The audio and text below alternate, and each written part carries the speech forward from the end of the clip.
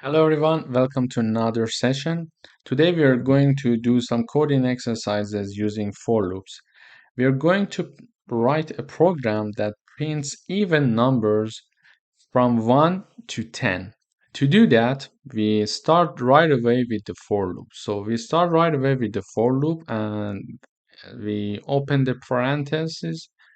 And here there are three parts to respect. The first one, we initialize one, for example, here integer value equals 1, and we set the upper bound for our integer value here because we want to start from 1 and go up to 10. We say smaller equal 10, and we have the incremental value saying that okay, first 1, then increase it one time, then increase it another time. So we use incremental values for that. When we finish three parts of the for loop condition, in the parentheses, we enter the for loop actually. Here, because we only would like to print the even numbers, we write one if condition here. So we say if this I is divided by 2 and its remainder equals 0, then cout I.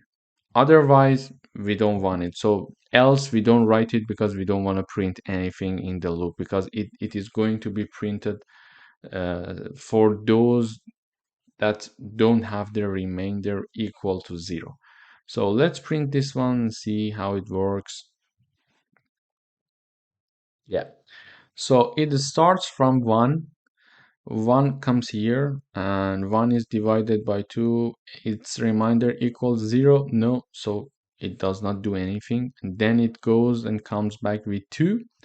2 divided by 2, its remainder equals 0. Then 2 is printed, and then 3 comes here. And when 3 comes here, 3 divided by 2, its remainder is not 0. And then it is doing nothing and it's printing nothing, and it goes until it reaches the last number.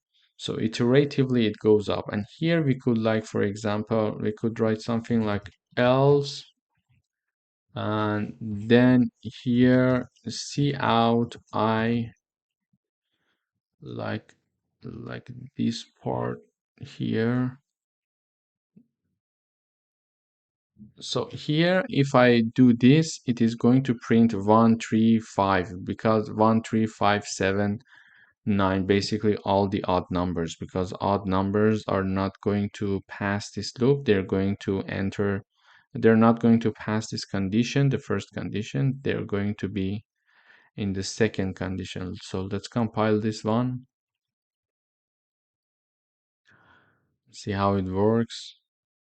Yeah, so it is printing everything now, and it's hard to distinguish the result. This is why here we avoid using else condition. We just want the ones that are having the remainder equals to 0 to be printed. And if we wanted to, for example, print the numbers that are odd, we could write like this. So if I divided by 2, its remainder does not equal 0. This is going to print us all the odd numbers. So let's try.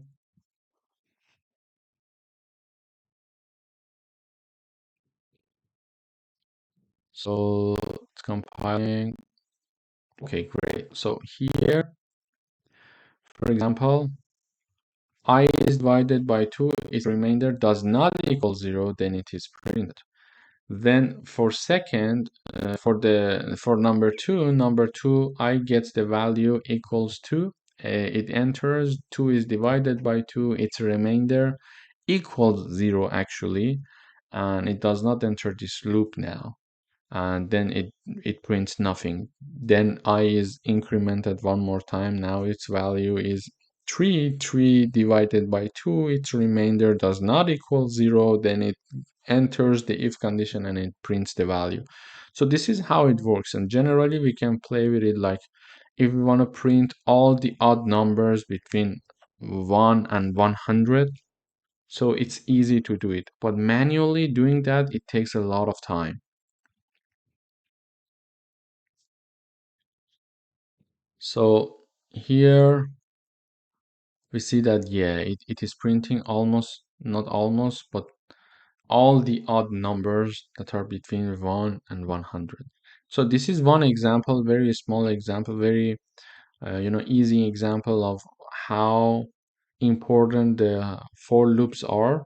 However, we will see in other levels like intermediate and advanced level that we use these loops very frequently to do very advanced tasks. For example, if you want to find a maximum, the maximum number in a list of numbers. So we do iteratively, we go through the all the elements of that list, for example, and then we write some coding there to find the maximum number in a list, for example, or the minimum number, and then we want to do some mathematical operations for that maximum number, etc. So these are very useful, especially if we are going through a lot of data, a list with a lot of inputs, for example, a lot of elements. So imagine that there are like 1000 elements in one list, and you would like to find the maximum number. Manually doing that, it would